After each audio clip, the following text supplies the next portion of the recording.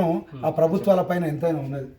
ఇక్కడ దశావతారైన విష్ణుమూర్తి వైకుంఠ ఉత్తర ద్వారం వైకుంఠ ద్వారం దశావతారాలు పైన తీగ చుట్టూ దశావతారాలు విష్ణువు దశావతారాలు పైన తీగ చుట్టూ తల మీద తీగ చుట్టూ ఉత్తర ద్వారం మంచిది వైకుంఠ ద్వారం ఉత్తర ద్వారము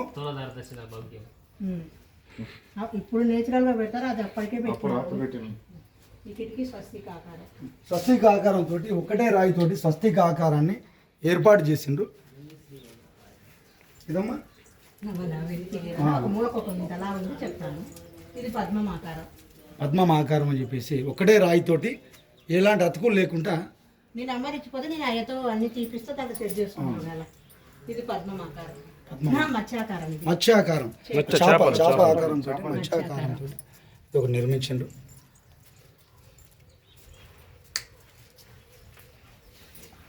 ఇది ఒక పువ్వు లాంటి డిజైన్. ఇది ఒక పువ్వు లాంటి డిజైన్ తయారు చేసి ఇక్కడ మదపు ఏనుగును మింగుతున్నట్టు ముసలి నోట్లో మదపు ఏనుగును చెప్పారు. అప్పుడు నేను చెప్తాను అది చెప్పడానికి వస్తున్నది. ఇంతటి అద్భుతమైన కళాఖండం. ఇది ఒక డిజైన్ కిటికీలు. అది డిజైన్ ఏదో ఒక డిజైన్ అంతే. ఇదైతే డైమండ్స్ ఆకారం. ఇది డైమండ్ ఆకారం. ఇది డైమండ్ ఆకారం. ఇక్కడ చూడండి ముసలి నోట్లో యవ్వనంలో ఆడ మనిషి. యవ్వనం ఒక ముసలి నోట్లో అంటే ఒక 3 రకాలమ్మా. 3 రకాలు ఏంటిదండి యవ్వనం. ఒక స్త్రీ యొక్క యవ్వనం ఏ విధంగా ఉంటుంది అనేది ఒక మంచి శిల్పము. చుట్టూ 4 శిల్పాలు ఉన్నాయి.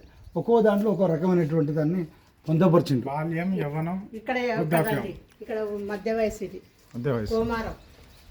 అక్కడ యవ్వనం, ఇక్కడ కోమారం, మధ్య వయసు. ఇది అక్కడ వచ్చేసరికి వృద్ధాప్యం, చెవి పెదని తేడా. ఇక్కడ వచ్చేసరికి చెవి పెదని తేడా.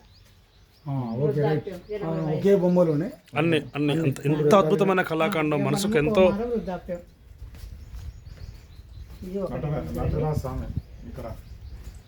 నేను అన్ని అయ్యతో రాపించి చెప్పమంటే చెప్పిస్తాను. ఇది ఒక డిజైన్. ఇది పద్మం లాంటి ఆకారం. ఇది ఒకటి. అదే మా కానీ కొన్ని గంధర్వ కన్యలు అంట, మత్స్య కన్యలు అట్లా కొన్ని అవి అయితే చెప్తారన్న. నాకు తెలియదు మనం చెప్తే రేపు పొద్దున. ఇంత గొప్ప చరిత్ర ఉన్న మన తెలంగాణలో, ఈ తెలంగాణ సంస్కృతిలో ఇంత ఒక గొప్ప సంస్కృతులు ఉన్నాయి. ఒక శక్తిపీఠం ఇక్కడ ఉన్నది కాబట్టి ఎక్కువ మంది భక్తులు వచ్చి సందర్శించుకొని ఈ యొక్క చరిత్రను ముందు తరాలకు తెలుసుకునే విధంగా ఇదేంటమ్మా మేక ఒకసారి మళ్ళీ ఇవి 2 ఎక్స్ప్లెయిన్ చేయమ్మా. ఇక్కడ ఇది ఒకటి వినండి. అర్ధనారీశ్వరుడు. ఇక్కడ శివుడు, ఇక్కడ అమ్మవారు. ఒకే భాగంలో ఇంత అందంగా చెక్కబడ్డదంటే ఒక పక్క అమ్మవారు, ఒక పక్క శివుడి తోటి అర్ధనారీశ్వరుల్ని ఒకే బొమ్మ పైన ఎంత అందంగా చెక్కబడ్డది అనేది చరిత్ర చెప్తా ఉంది. ఒకసారి ఎక్స్ప్లెయిన్ చేయండి. ఇక్కడ పద్మనిధి.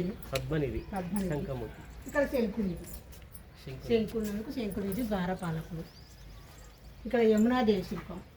ఇదంతా వచ్చేసిందే.